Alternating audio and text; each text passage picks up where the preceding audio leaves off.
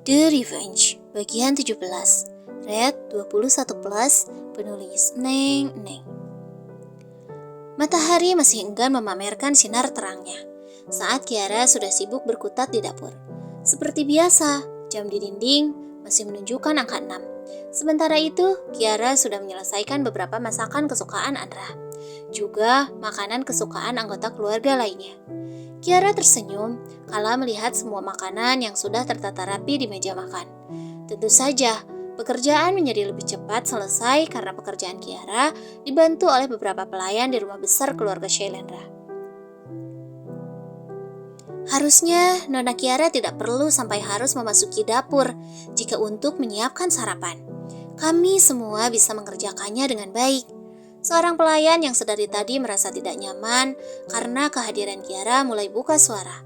Namun, kendati mereka tidak menyukai kehadiran Kiara, mereka tetap berperilaku sopan, mengingat Kiara adalah perempuan kesayangan keluarga Shailendra. Setelah menantunya Anet, begitu yang mereka lihat sejauh ini. Tak apa, aku suka melakukan semuanya sendiri. Kiara tersenyum bangga. Dia masih jelas mengingat kejadian semalam. Sebelum kejadian mengerikan itu menghampiri Kiara, Andra, pria yang sudah lama dicintainya, sempat menyatakan cinta padanya. Dan Kiara sudah menerimanya. Jadi, bolehkah Kiara menyimpulkan jika mereka sekarang sudah jadian? Jadian? Pacaran ala anak muda? Kiara tersenyum malu sendiri dengan pemikirannya. Andra adalah seorang pria dewasa yang sudah pernah menikah. Tentu saja, masa pacaran dengan gaya anak remaja seusia Kiara sudah lewat bagi pria sematang Andra. Kami jadi merasa tidak enak. Pelayan tersebut membukukan tubuhnya, merasa tidak nyaman. Tidak apa-apa, aku senang melakukan semua ini. Kiara tersenyum lembut, kembali menata makanan di piring dengan sangat hati-hati. Tidak ingin ada yang tumpah atau ada tetesan tidak rapi di pinggir piring yang tidak seharusnya tidak ada. Karena jika itu terjadi, tentu saja Nyonya Besar Shailendra akan murka.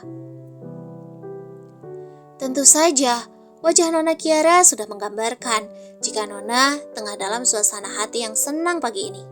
Pelayan tersebut ikut mengulum senyumnya. Oh ya? Apa terlalu ketara?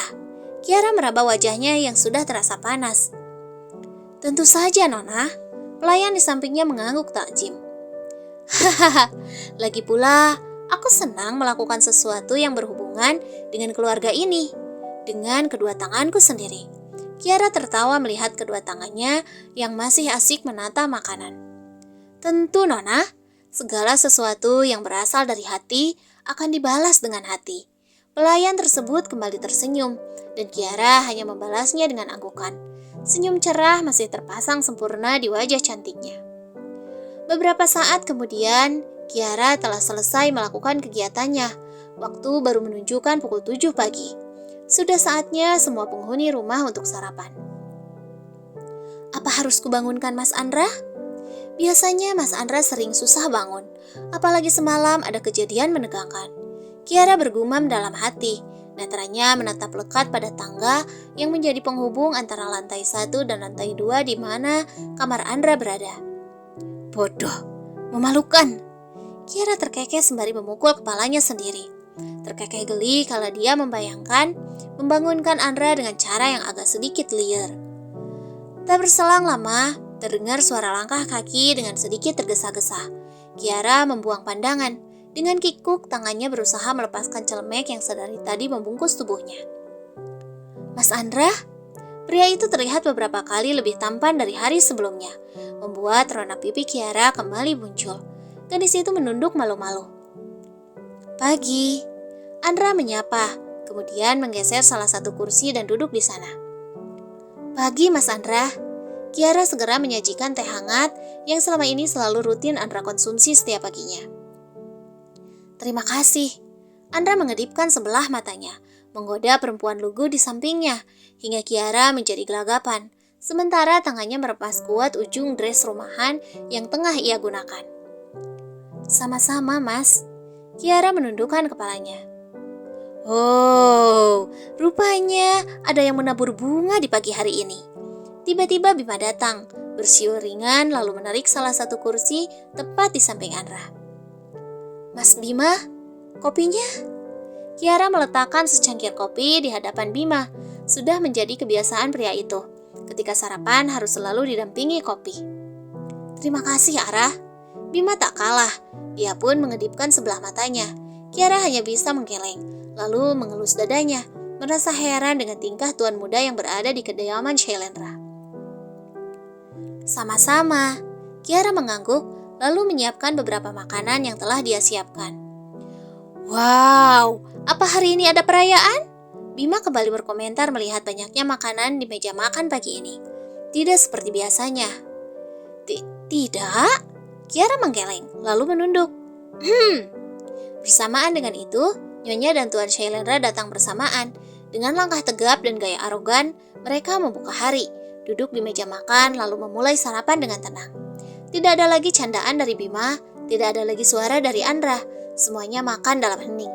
Kiara sesekali ujung matanya menatap Andra, namun yang ditatap hanya terus menikmati makanannya tanpa suara. Sedikit, hati Kiara merasa tersentil dengan sikap Andra pagi ini. Apa Mas Andra lupa dengan kejadian semalam? Pertanyaan itu hanya tertahan hingga tenggorokan Kiara. Selebihnya, Kiara hanya terdiam, ikut sarapan dalam keheningan. "Aku berangkat kerja dulu." Suara tegas dari Tuan Shailendra kembali terdengar kala mereka telah mengakhiri sarapannya.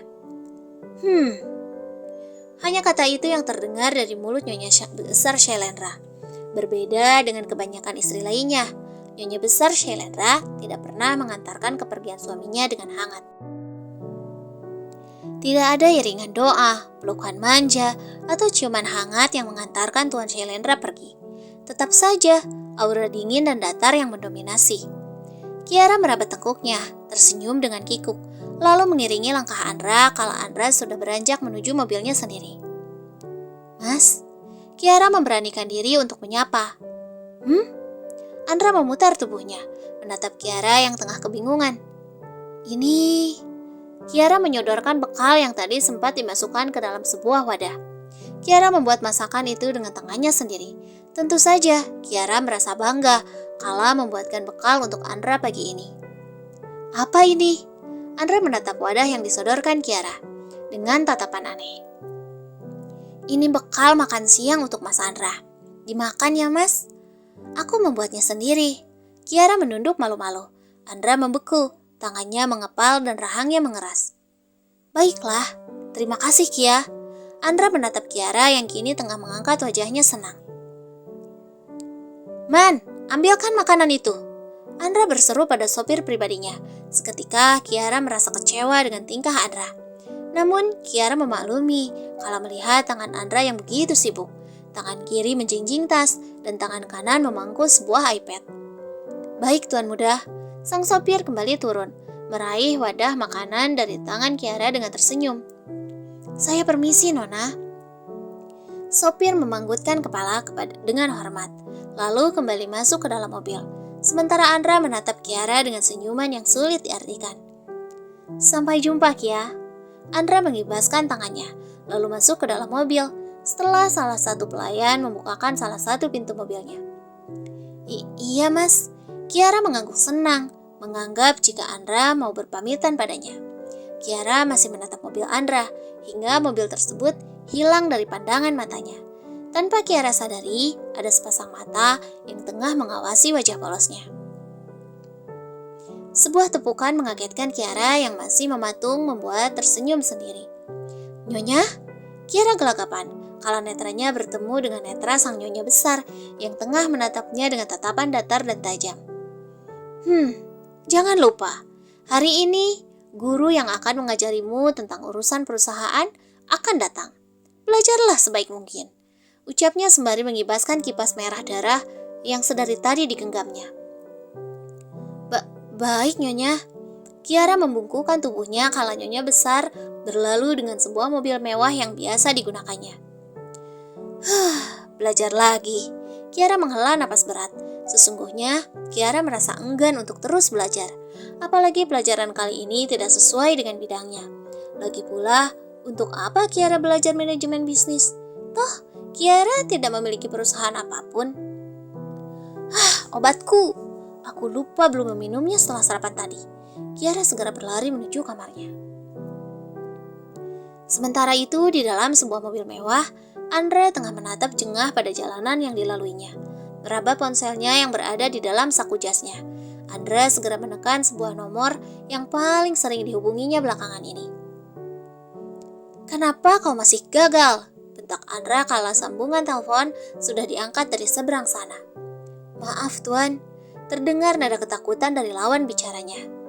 "Kurang ajar, lakukan kembali tugasmu dengan benar." Andra masih saja berteriak kesal. "Baik tuan muda, kami akan mencobanya kembali." Tut tut tut. Andra mematikan sambungan teleponnya dengan sepihak. Merasa lehernya begitu tercekik, Andra melonggarkan dasinya. Padahal Andra bahkan belum memulai harinya dengan benar. "Tuan, maaf, ini bekal Anda." Sang sopir menjulurkan tangannya dengan tempat makanan yang tadi diberikan Kiara.